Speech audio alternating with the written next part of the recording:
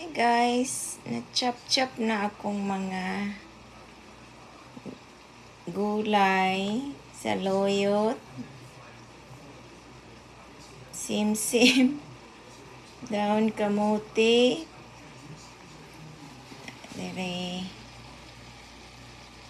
sa ako raning tinanom na ay ang palaya, ang uban pinalit, green peppers, broccoli, cabbage, plantain, saging.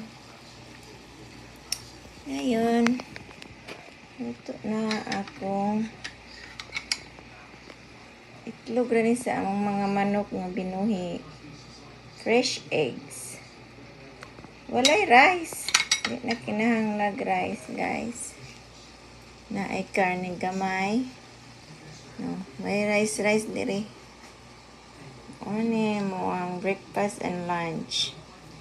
Na ay masobra. Dinner, daghanog luto kay trabaho ko. Alright, simple meal, no rice. Thank you for watching. Very healthy for you. Gulay is long life.